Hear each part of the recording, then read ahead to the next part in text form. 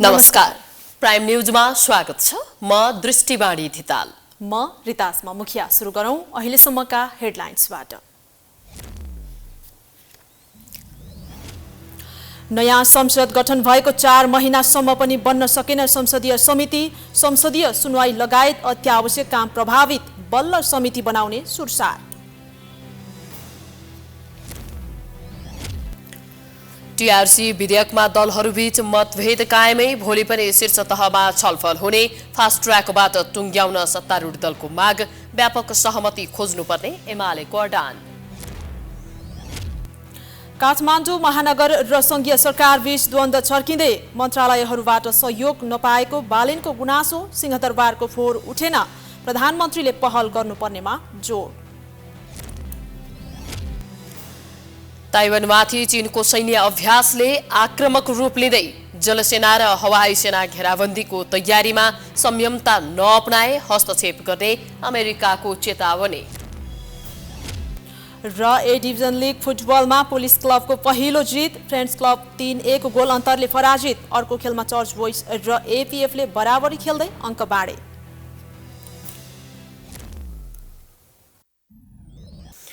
Prime news अब विस्तारमा।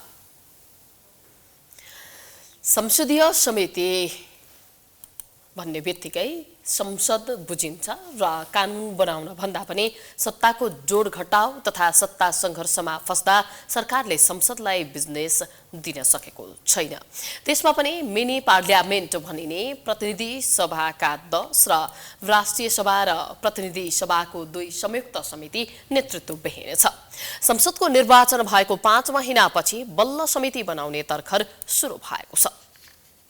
प्रतिनिधि सभाको बैठक बस्नु अघि कार्यव्यवस्था परामर्श समितिको बैठक बसेको थियो।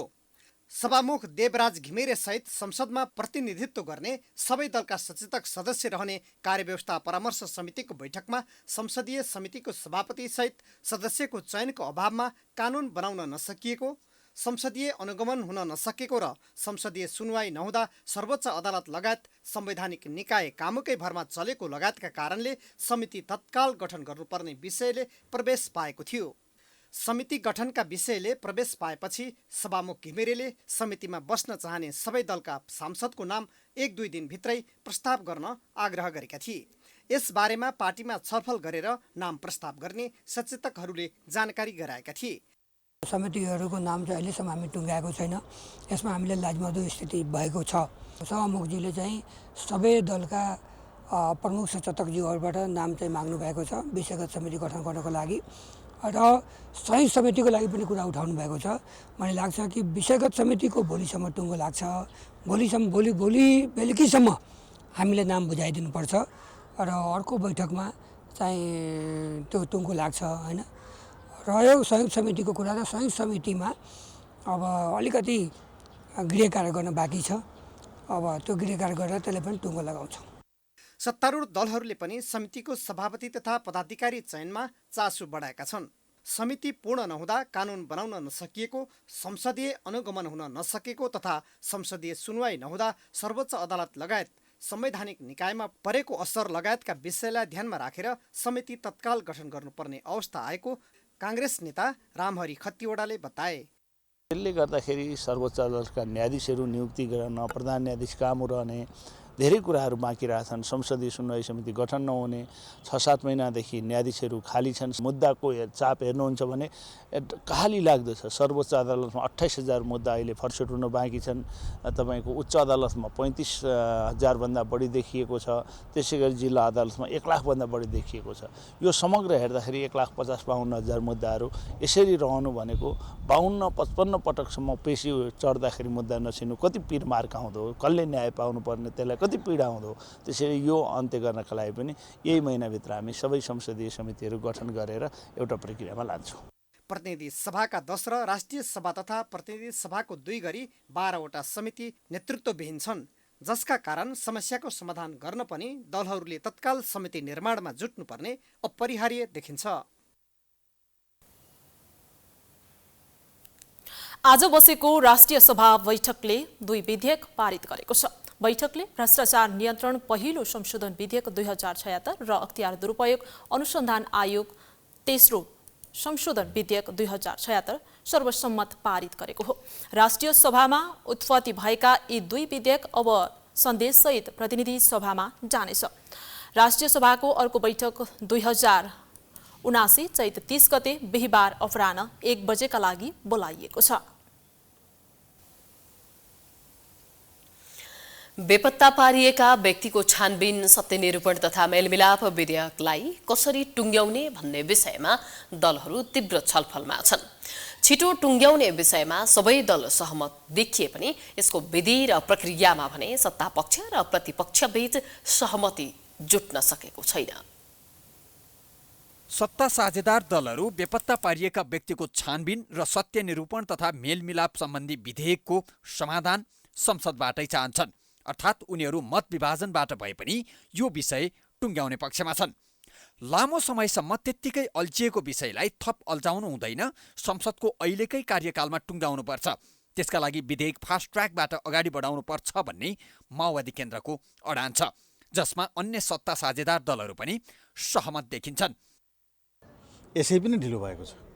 यसै पनि ढिलो भएको हुँदाखेरि फेरि पनि ढिलो गर्दै जानु भनेको यो सदनबाट पनि यो एकपछि अर्को गरी झन् यसलाई चाहिँ डिले गर्दै यसलाई चाहिँ हटाउँदै जाने बाहेक अर्को उहाँहरूको कुनै तरिका जस्तो मलाई लाग्दैन। त्यसकारणले छिटोभन्दा छिटो फास्ट ट्र्याकको तरिकाद्वारा सदनमा नै यही चाहिँ अधिवेशनबाट पास गरौँ भन्ने हाम्रो प्रस्ताव छ। माओवादी केन्द्रको अडानमा अन्य सत्तारूढ दलहरूको पनि समर्थन छ, तर प्रमुख प्रतिपक्षी दल नेकपा एमाले भने सत्ता पक्षको त्यस्तो तर्कसँग सहमत छैन। सत्यनिरूपण तथा मेलमिलाप जस्तो गम्भीर विषयलाई सामान्य तरिकाले टुङ्गाउनु हुँदैन, यसमा व्यापक सहमति खोज्नुपर्छ। त्यसका लागि विषयगत समितिमा छलफल हुनुपर्छ भन्ने एमालेको अडान छ। संसदबाट हुन्छ हुन्न भन्ने आधारमा विधेयकलाई पारित गरेर जाने हो भने वास्तवमा हामी ती समुदायप्रति हामी गम्भीर बनेको ठहर्दैन। त्यसकारणले हाम्रो भनाइ के हो भनेदेखि यसलाई समितिमा लिएर जाउँ, समितिमा घनीभूत ढङ्गले दफावार हामीले छलफल गरौँ र के गर्दा पीडितहरूलाई न्याय पनि दिन सक्छौँ र मुलुकमा चाहिँ एउटा शान्ति प्रक्रियालाई एउटा हामीले टुङ्गोमा पनि पुर्याउन सक्छौँ, बाँकी कामहरू पुरा गर्न सक्छौँ। यसतर्फ सबै जिम्मेवार भएर अगाडि बढौँ भन्ने हाम्रो भनाइ हो। त्यसकारणले गर्दाखेरि हामी स्पष्ट छौँ, यसलाई फास्ट ट्र्याकको नाममा संसदबाट हुन्छ हुन्न भनेर यो विधेयक पारित गरेर जाने कुरामा हामी सहमत हुन सक्दैनौँ। दलहरूबीच मङ्गलबारसम्म विषयगत समितिलाई पूर्णता दिने विषयमा पनि सहमति जुटेको छ। त्यस्तै मङ्गलबार नै विधेयकलाई कसरी अगाडि बढाउने भन्ने विषयमा शीर्ष तहबाटै सहमति जुटाउन प्रधानमन्त्री पुष्पकमल दाहाल प्रचण्ड, काङ्ग्रेस सभापति शेरबहादुर देउबा र नेकपा एमालेका अध्यक्ष केपी शर्मा ओली मङ्गलबार पनि छलफलमा जुट्दैछन्। सहमति बनाउने भन्ने कुरामा त सैद्धान्तिक रूपले हामी सबै सहमतै छौँ, तर यसको टेक्निकल पाटो, लिगल पाटो छ होइन। अब नियमावली पास भएको छ, त्यो अनुसारको समिति बनाउने कुरा, यो सबै बारे केही एक्सपर्ट साथीहरू, संविधानविद, कानुनविद साथीहरू, त्यो क्षेत्रमा काम गरेका साथीहरू समेत बसेर 28 गते बिहान 9:30 बजे फेरि बसेर टुङ्ग्याउने भन्ने भएको। सभामुख देवराज घिमिरेको समन्वयमा शनिबार पनि शीर्ष 3 नेताहरूबीच लामो छलफल भएको थियो, जसमा सहमति भने जुटेको थिएन, तर संवाद सकारात्मक रहेको नेताहरूले बताएका थिए। यो विधेयकलाई विषयगत समितिमा नलैजाने माओवादीको अडान र विषयगत समितिमै जानुपर्ने एमाले अडानबीच विशेष समिति मार्फत मध्यमार्गी समाधानको खोजी समेत हुन थालेको छ। सबै दलहरूको प्रतिनिधित्व हुने एउटा समिति हाउसभित्रै बन्न सक्छ नि त। हाउसभित्र एउटा समिति बनेर सबैको सहमति जुटाएर यसलाई टुङ्ग्याउनुपर्छ, तर समय बढी लगाउनु हुँदैन र यो मध्यमार्गी बाटोमा पनि जान सक्ने विकल्प छ। सबै पार्टीहरूको प्रतिनिधित्व हुने गरी प्रतिपक्ष पनि त्यसमा रहन्छ र छलफलको समय पनि पाइने भयो र सबैको सहमति भयो भने त त्यसको विवाद पनि टुङ्गियो नि त। त्यसकारण यो एउटा मध्यमार्गी बाटो भएर पनि यो विषयलाई छिटो टुङ्ग्याउनुपर्छ भन्ने हाम्रो धारणा हो। विधेयक अधिवेशनको रूपमा समेत बुझिने हिउँदे अधिवेशनले बिजनेस नपाई नीति निर्माणको केन्द्रीय थलो संसद शून्य समय र विशेष समयमा नेताहरूको भाषण गर्ने थलोको रूपमा विकसित भएको अवस्थामा बेपत्ता पारिएका व्यक्तिको छानबिन, सत्यनिरूपण तथा मेलमिलाप विधेयक सहित केही विधेयकलाई टुङ्ग्याउने सरकारको तयारी छ। तर तत्काल बजेट अधिवेशन सुरु गर्नुपर्ने भएकाले हिउँदे अधिवेशन अन्त गर्नुपर्ने बाध्यता पनि छ। यसको विधि र प्रक्रियाको विषयमा मुख्य दलहरूबीच सहमति नजुटेको अवस्थामा यो विधेयकको भविष्य के हुन्छ यसै भन्न सकिने अवस्था छैन। नेकपा माओवादी केन्द्रका उपाध्यक्ष कृष्ण बहादुर महराले संक्रमणकालीन न्यायसँग सम्बन्धित विषय न्यायाधीश वा अदालतले हस्तक्षेप गर्ने विषय नभएको बताएका छन्।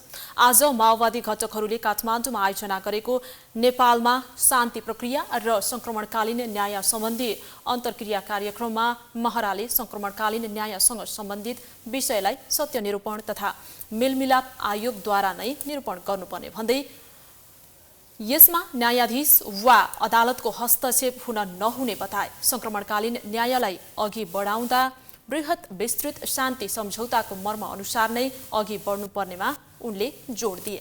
महराले माओवादी घटकहरूबीच सके एकता नभए कार्यगत एकताका साथ बलियो शक्ति भएर अघि बढ्नुपर्ने धारणा संक्रमणकालीन न्यायको विषय सत्य निरूपण आयोगद्वारा निरूपण हुनुपर्छ भन्ने हो।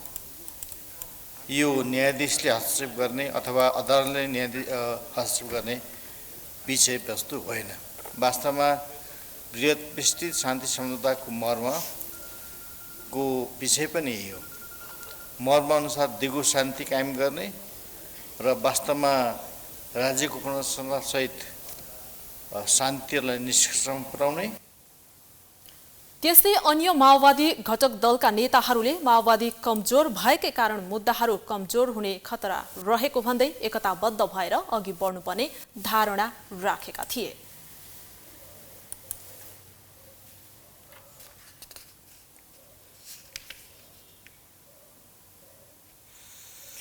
नेपालको राजनीतिमा पुरानो पुस्ताको हालिमुहाली छ। नैतिकता, इमानदारिता र प्रतिबद्धतामा ह्रास भएकै कारण पुरानो पुस्ताले राम्रो काम गर्न नसकेको आरोप लागेको भए पनि संसदीय निर्वाचनपछि पनि पुरानै पुस्ताले राजकीय पद सम्हालेका छन्। नयाँ पुस्ताले नेतृत्व लिनुपर्ने भए पनि नयाँ पुस्ताका नेताहरू समेत राजनीतिमा पटक पटक परीक्षण भइसकेका नेताहरूको वरिपरि घुमिरहनु विडम्बनापूर्ण भएको छ। संसदको प्रमुख दल नेपाली कांग्रेसका सभापति शेरबहादुर देउवा 76 वर्षका भए। पहिलो पटक प्रधानमन्त्री हुँदा देउवा 49 वर्षका थिए। 5 पटक प्रधानमन्त्री भइसकेका देउवाले आफ्नो कार्यकालमा खासै सम्झन योग्य काम नगरेको भन्दै आलोचित छन्। देउवा आफूलाई ज्योतिषीले 7 पटक प्रधानमन्त्री बन्ने भविष्यवाणी गरेको भन्दै 2 वर्षपछि प्रधानमन्त्री बन्ने दाउमा छन्। नेकपा एमालेका अध्यक्ष केपी शर्मा ओली 71 वर्षका भए। 2 पटक प्रधानमन्त्री भएका ओलीले पनि आफ्नो कार्यकालमा खासै राम्रो काम गरेको छवि बनाएका छैनन्। 2 पटक संसद विघटन गरेको र झण्डै 2/3 सरकार आफ्नै कारणले ढालेको भन्दै प्रतिगमनको अवगाल ओलीले खेपिरहेका छन्।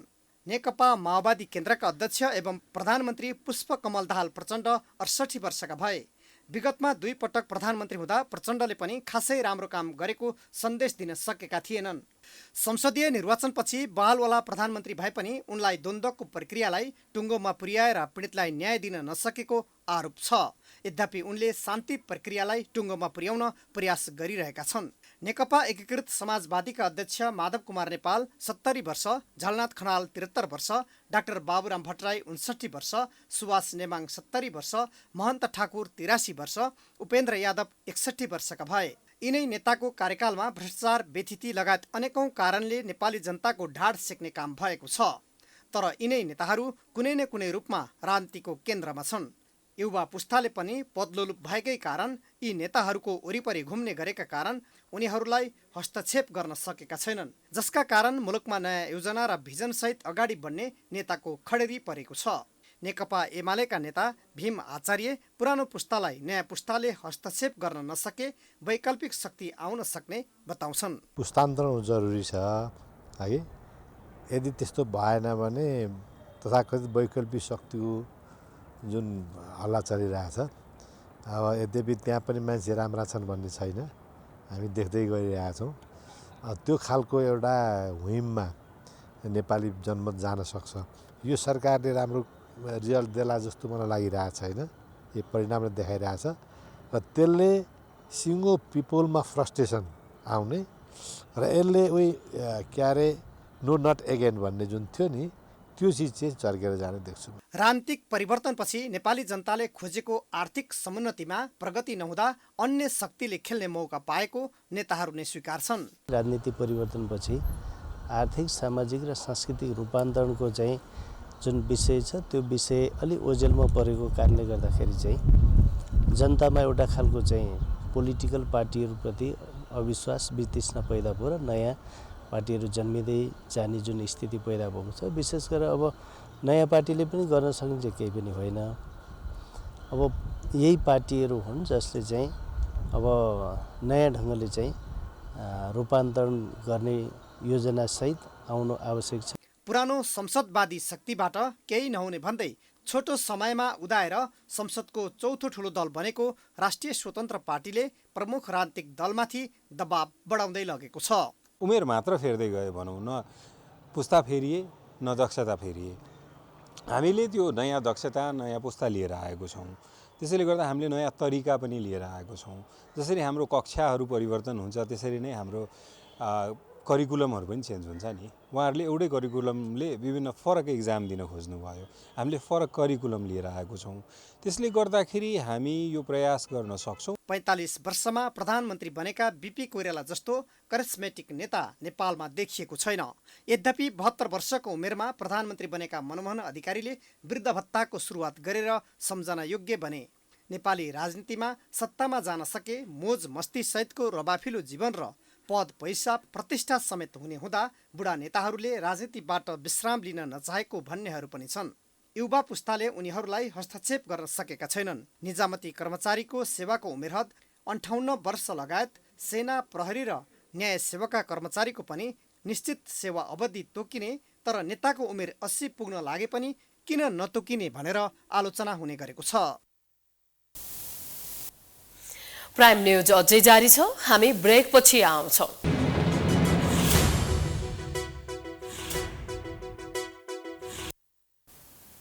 ब्रेकपछि पुनः स्वागत छ। अब बाँकी न्यूज।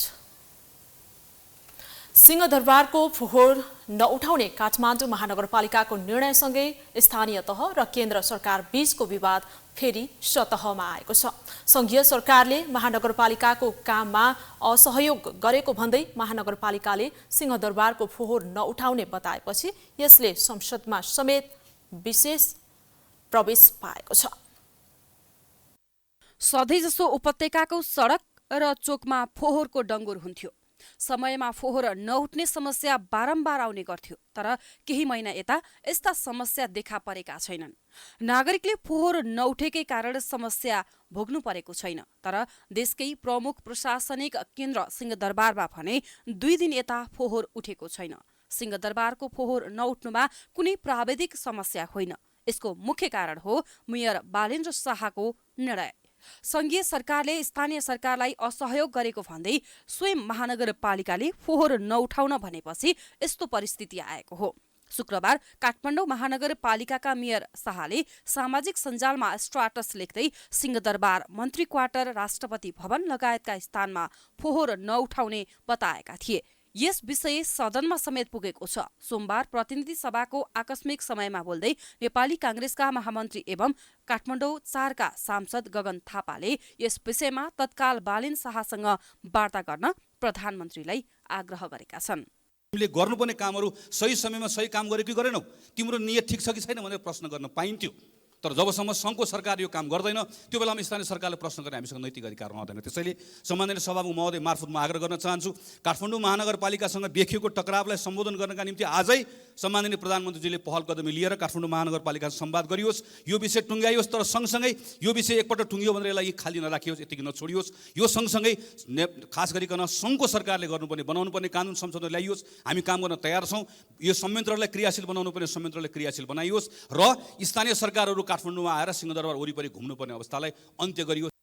यता गृहमन्त्री नारायण काजी श्रेष्ठले संघीय सरकार स्थानीय र प्रदेश सरकारसँग समन्वय गरेर संविधानले दिएको जिम्मेवारी पूरा गर्न प्रतिबद्ध रहेको भन्दै कामको औचित्य पुष्टि हुने गरी समन्वय गर्नका लागि महानगरलाई आग्रह गरेको छ। उनले स्थानीय तहको कार्यक्षेत्रमा केन्द्र सरकारले कुनै हस्तक्षेप नगर्ने पनि उल्लेख गर्दै मुलुकका उपलब्धिलाई उल्टाउन खोज्ने प्रयास भए असह्य नहुने चेतावनी पनि दिएका छन्।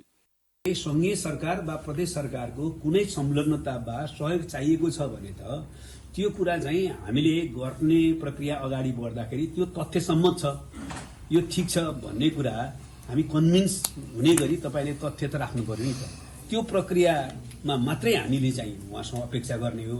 अरू उहाँले नै गर्ने काम उहाँले गर्नुहुन्छ, ठिक छ।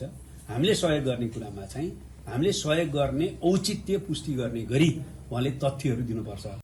मेयर शाहले आफूले सुधारका लागि बारम्बार प्रयास गरे पनि सरकारी निकायबाट त्यसको व्यवस्था र लापरवाही भएको सामाजिक सञ्जालमा तीव्र असन्तुष्टि पोखेका छन्। उनले 14वटा मन्त्रालयका नाम लेख्दै यी मन्त्रालयका मन्त्रीहरूसँग सम्बन्धित विषयमा पटक पटक छलफल गर्दा पनि असहयोग भएको भन्दै मन्त्रालयको नामसहित लामो प्रतिक्रिया लेखेका छन्। सरकारले अर्को सरकार र जनप्रतिनिधिको कुरा सुन्दैन, बुझ्दैन र प्राथमिकतामा पर्दैन भने आम नागरिकको कुरा कसरी सुन्छ भन्ने प्रश्न समेत उनले उठाएका छन्।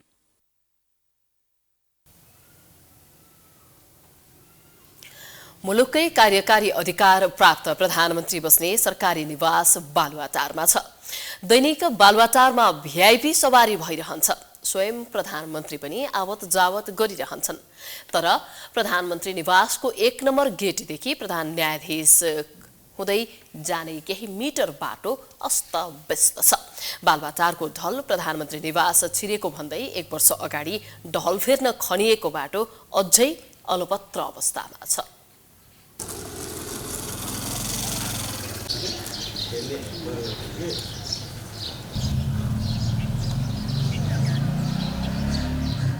यी दृश्यहरू हेर्दा लाग्यो होला यी दूर दराजका सडक हुन्, तर होइन। यो सडक बालुवाटारमा रहेको प्रधानमन्त्रीको सरकारी निवासदेखि प्रधान न्यायाधीश निवास हुँदै लाजिमपाट निस्किने बाटो हो। यो बाटो धेरै होइन, बढीमा 1 किलोमिटर मात्रै भत्काइएको छ। उत्तरबाट दक्षिणतर्फ बगिरहेको उक्त ढलको बाटो परिवर्तन गरेर लाजिमपाटतर्फ जाने सडकको किनारा हुँदै प्रधान न्यायाधीश निवासको पश्चिम पारेर टुकुचा नदीमा मिसाउन खनिएको सडक मर्मत हुन सकेको छैन। पानी पर्दा हिलाम्मे हुने यो सडकमा हिजो आज धुलोले यात्रा गर्न समेत नसकिने अवस्था बन्दै गएको छ। अब यो त धेरै भइसक्यो। धुलो धुवा खाल्टा खुल्टी त कति यो त कति सही अरूभन्दा वर्षयाममा पहिलाको असार साउनमा यति गाडी फस्यो, यति मान्छे लड्यो बा अब भन्दा पनि अहिले फेरि गिटी ल्याएर गर्दैछन्। अब यो कहिले बनाउन अझै पनि थाहा छैन। हामीले त भन्या भने छन्। बालुवाटार रोडबाट लाजिमपाट निस्किने यो सडक प्रधान न्यायाधीश र प्रधानमन्त्रीको सरकारी निवासको उत्तरतर्फको कम्पाउन्ड सँगै टाँसिएको छ। प्रधान न्यायाधीश निवासमा प्रवेश गर्ने उत्तरतर्फको गेट पनि सोही सडकसँगै जोडिएको छ, जसलाई बालुवाटारको 1 नम्बर गेट भनिन्छ। पूर्व प्रधानमन्त्रीहरू र विभिन्न राजनैतिक दलका शीर्ष नेताहरू बालुवाटार प्रवेश गर्न सोही गेट प्रयोग गर्छन्। तर गेट बाहिरको सडकको बारेमा कसैले ध्यान दिएका छैनन्। एकाएक ढलको बाटो परिवर्तन गर्न सडक खन्दा मेलम्ची खानेपानीका लागि बिछ्याएका पाइपहरू पनि अस्तव्यस्त छन्, जसले गर्दा पानी आएको बेलामा सडक नै पोखरी बनिदिन्छ। यो बाटोले गर्दाखेरि हामी कति दिन हिँड्नलाई कति समस्या भयो। अब अहिले पनि खास धुलो उडिरहेछ, त्यसले कति समस्या भइरहेछ हामीलाई। र मेन चाहिँ नि हाम्रो चाहिँ नि यो पानी जुन फुटाएको छ नि, यो संवेदनशील पानी भन्ने कुरो त्यो चाहिँ नि बनाइदिनु पर्यो। अरूभन्दा नि अब जसरी हुन्छ र चाहिँ नि यो ढल चाहिँ नि त्यहाँ हालिदिनु पर्यो। मेन ढललाई जबरजस्ती रूपमा ओह्रालोबाट उकालोतर्फ लैजान खोज्दा सडकको यस्तो अवस्था सिर्जना भएको हो।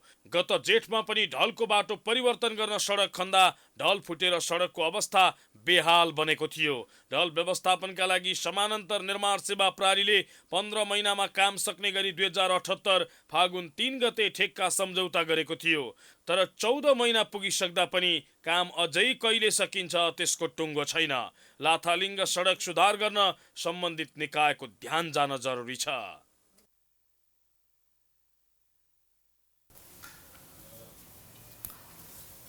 वैशाख 10 गते हुने प्रतिनिधि सभा उपनिर्वाचनमा तनहु 1 मा रोचक भिडन्त हुने देखिएको छ।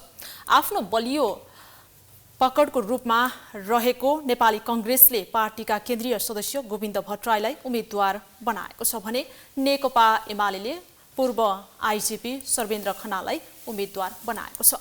कांग्रेस परित्याग गरेका अर्थविद डाक्टर स्वर्णिम वाग्ले राष्ट्रिय स्वतन्त्र पार्टीबाट उम्मेद्वार बनेका छन्। वैशाख 10 गते हुने प्रतिनिधि सभा उपनिर्वाचनमा मतदातालाई आफ्नो पक्षमा पार्न दलका नेताहरू घर दैलोमा जुटिरहेका छन्। तनहुँ 1 मा उपनिर्वाचनमा त्रिपक्षीय रोचक भिडन्त हुने देखिएको छ। निर्वाचन क्षेत्रमा नेपाली कांग्रेसबाट पार्टी केन्द्रीय सदस्य गोविन्द भट्टराई नेकपा एमालेबाट पूर्व आइजिपी सर्वेन्द्र खनाल र अर्थविद डाक्टर सोडिम वाग्ले राष्ट्रिय स्वतन्त्र पार्टीबाट उम्मेद्वार छन्। दलहरूले चुनावी नतिजा आफ्नो पक्षमा पार्न केन्द्रीय नेताहरूलाई तनाउमा खटाएका छन्। काङ्ग्रेसका उम्मेद्वार भट्टराईको माहौल बनाउन महामन्त्री गगन थापादेखि विश्वप्रकाश शर्मासम्म तनहुँ धाइरहेका छन् भने केन्द्रीय सदस्य शङ्कर भण्डारी घर दैलोमै व्यस्त छन्। एमाले पार्टी अध्यक्ष केपी शर्मा ओलीलाई निर्वाचन विशेष कार्यक्रममा सहभागी गराउन तनहुँ ल्याउने तयारी गरेको छ। राष्ट्रपाले अध्यक्ष रवि लामिछाने लगायतका केन्द्रीय नेताहरूलाई जिल्लामा केन्द्रित गराइरहेको छ। यो निर्वाचन विगतको जस्तो सहज नहुने प्रश्न छ। गत मङ्सिर 4 को निर्वाचनमा नेपाली काङ्ग्रेसका वरिष्ठ नेता रामचन्द्र पौडेलले माओवादीसँगको गठबन्धनबाट करिब 5000 मतान्तरले विजय भएका थिए। पौडेलले 25318 मत ल्याएका थिए भने नेकपा एमालेका उम्मेद्वार एकबहादुर राणाले 19943 मत प्राप्त गरेका थिए। यस्तै काङ्ग्रेस पृष्ठभूमिका स्वतन्त्र उम्मेद्वार गोविन्दराज जोशीले 6878, राष्ट्रिय स्वतन्त्र पार्टीका उम्मेद्वार विकास सिग्देलले 6032 र राप्रपाका उम्मेद्वार विनोद घरतीले 2483 मत प्राप्त गरेका थिए। काङ्ग्रेस उम्मेद्वार भट्टराईले राष्ट्रपति रामचन्द्र पौडेलको उत्तराधिकारी आफू भएको बताउँदै पौडेलले गरेका वाचा पूरा गर्नुपर्ने दायित्व आफूसँग रहेको भन्दै मत मागिरहेका छन्। काङ्ग्रेसले आफ्नो विरासत जोगाउन पूर्व सभा महामन्त्री गोविन्दराज जोशीलाई मूलधारमा ल्याउनुपर्ने बाध्यता छ। यो ठाउँको चाहिँ विकास निर्माणमा म हिजो कुनै पदमा नहुँदा पनि कानुन सुनचानी बाटो चाहिँ पिच गराउनेदेखि अब यहाँ विद्युतीकरण गराउनेदेखि खानेपानीका चाहिँ धेरै रामतुम्कीदेखि तनङसुरसम्म अल्चरचौरदेखि धेरै ठाउँमा चाहिँ खानेपानीका आयोजना पनि मेरो पहलमा बनेको तपाईँहरूलाई थाहै छ। एमालेका उम्मेद्वार खनाल भने राष्ट्रपाका उम्मेद्वारले काङ्ग्रेसको भोट काटिदिने र एमालेको भोटलाई सुरक्षित गर्ने गरी चुनाव जित्ने दाउमा छन्। विकास र चाहिँ उसलाई तीव्रता दिनलाई सुरक्षित वातावरण दिने यो कुराहरू मैले मेरो आफ्नो विगतको अनुभवमा एक त राष्ट्र यहीँ देशमै परेको युद्धको एउटा जनयुद्धको रूपमा जुन चाहिँ एउटा सुरु भयो त्यसमा पनि हामीले यहाँ गर्न सक्छौँ र देश विदेशको अनुभव हेऱ्यो भने पनि राष्ट्रिय स्वतन्त्र पार्टीका उम्मेद्वार वाग्ले युवा पुस्ताको साथले चुनाव जित्नेमा विश्वस्त देखिएका छन्। म ध्यान कता गएँ भने यहाँबाट तनहुँबाट निर्वाचित भएको सांसद नेपालकै सांसद हुने, नेपाल राज्यकै प्रतिनिधित्व गर्ने, नेपाल राज्यकै दिशालाई चाहिँ निर्देशन गर्न सक्ने, त्यसलाई चाहिँ नेपालको आफ्नो विकास यात्रामै योगदान दिन सक्ने खालको सांसद चाहिँ हुने भाव हुनाले अब राष्ट्रिय मुद्दाहरूमा पनि मेरो त्यत्तिकै ध्यान छ। गत मङ्सिर 4 को निर्वाचनमा तनहुँ 1 बाट चुनाव जितेका नेपाली काङ्ग्रेसका वरिष्ठ नेता रामचन्द्र पौडेल राष्ट्रपतिमा निर्वाचित भएपछि उक्त क्षेत्र रिक्त छ।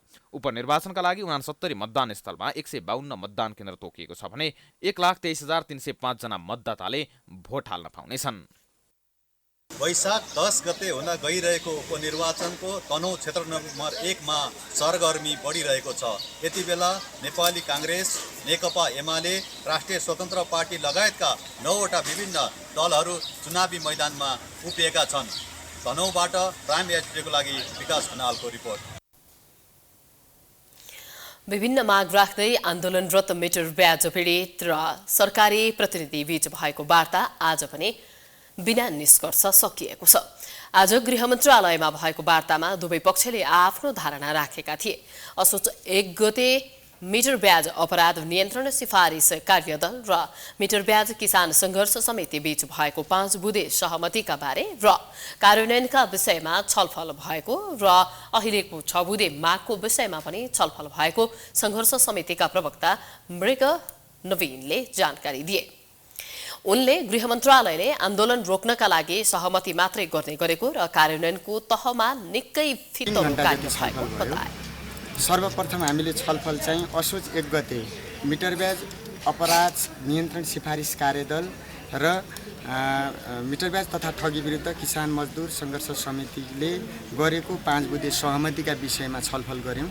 त्यो सहमति कार्यान्वयनका जटिलता, त्यो सहमति त्यतिखेर भएका अध्ययनहरूका विषयमा अलि लामो छलफल गऱ्यौँ।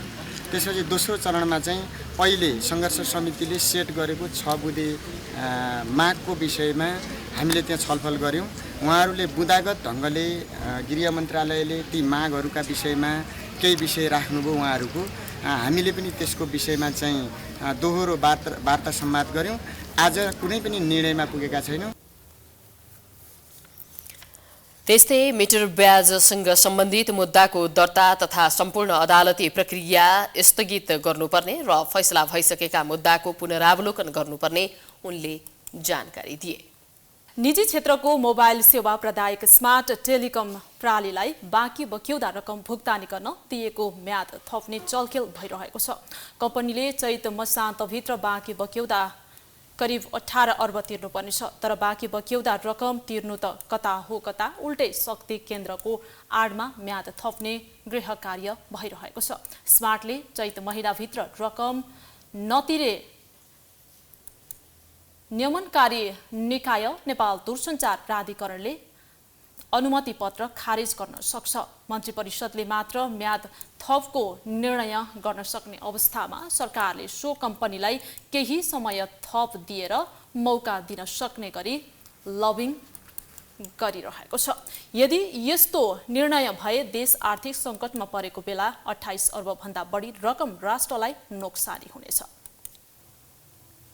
प्राइम न्यूज अझै जारी छ, हामी ब्रेकपछि आउँछौँ।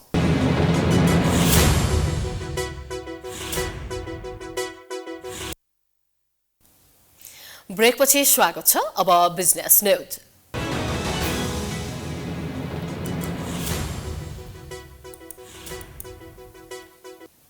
प्रधानमन्त्री पुष्पकमल दाहाल प्रचण्डले आगामी आर्थिक वर्षको नीति कार्यक्रम र बजेट मार्फत केही नयाँ र गुणात्मक प्रकृतिका परियोजना अगाडि बढाउने बताएका छन्।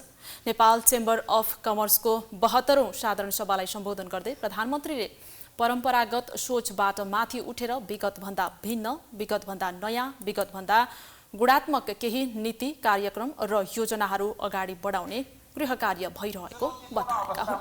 अर्थतन्त्रमा सुधार ल्याउन निजी क्षेत्रसँग सहकार्य गर्ने, निजी क्षेत्र मैत्री आर्थिक एवं मौद्रिक नीतिमा पहल गर्ने महत्त्वपूर्ण निर्णय गरेको थियो। त्यस यता व्यवसायी, वित्तीय संस्थाका प्रतिनिधि र आर्थिक क्षेत्रसँग सरोकार राख्ने सबैसँग अन्तर्क्रिया मैले गरिरहेको छु। देशको अर्थतन्त्र सङ्कटबाट सुधारतर्फ उन्मुख हुनुमा सरकारका प्रयासहरूको पनि महत्त्वपूर्ण भूमिका छ। अर्थतन्त्रका आधारभूत सूचकहरू प्रारम्भिक रूपमा सकारात्मक देखिएका छन्। प्रधानमन्त्री दाहालले यसपटक विगतभन्दा भिन्न, नयाँ, गुणात्मक केही नीति कार्यक्रम र योजनाहरू अगाडि बढाएर बजेट ल्याउने गृह कार्य भइरहेको बताएका छन्। मुलुकको विकास र समृद्धिमा गुणात्मक योगदान दिन सकियोस् तथा भविष्यमा आउने सरकारहरूले समेत त्यसबाट प्रेरणा लिन सकुन् भनेर आफूले काम गरिरहेको उनले बताए। अब स्पोर्ट्स न्यूज।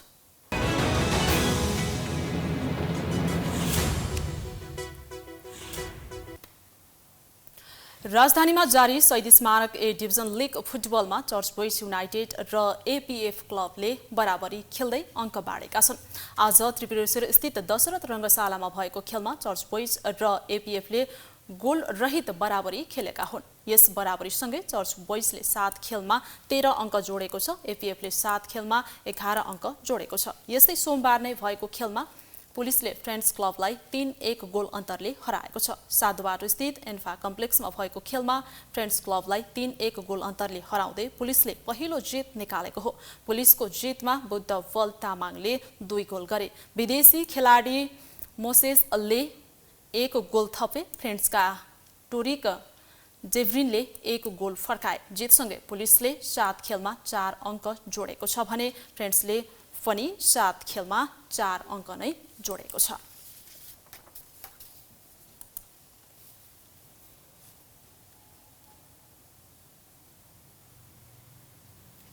हामी प्राइम न्यूजको अन्त्यमा आइपुगेका छौं। जाँदा जाँदै हेडलाइन्स पुनः एकपटक। नयाँ संसद गठन भएको 4 महिनासम्म पनि बन्न सकेन संसदीय समिति। संसदीय सुनवाई लगायत अत्यावश्यक काम प्रभावित बल्ल समिति बनाउने सुरसार। टीआरसी विधेयकमा दलहरूबीच मतभेद कायमै, भोलि पनि शीर्ष तहमा छलफल हुने। फास्ट ट्र्याकबाट टुङ्ग्याउन सत्तारूढ दलको माग, व्यापक सहमति खोज्नुपर्ने एमालेको अडान।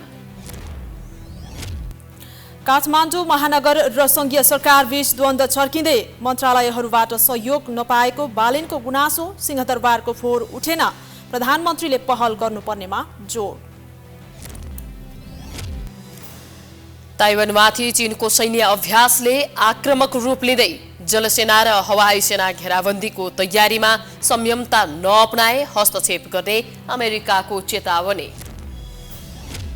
र ए डिभिजन लिग फुटबलमा पुलिस क्लबको पहिलो जित, फ्रेन्ड्स क्लब 3-1 गोल अन्तरले पराजित। अर्को खेलमा चर्च बोइज र एपीएफले बराबरी खेल्दै अङ्क बाँडे। प्राइम न्यूज अहिलेलाई सकियो। यसपछिको प्रस्तुति जनता जान्न चाहन्छन् ऋषि धमलाको साथमा। हेर्दै गर्नुहोला प्राइम टाइम्स एसडी। नमस्कार।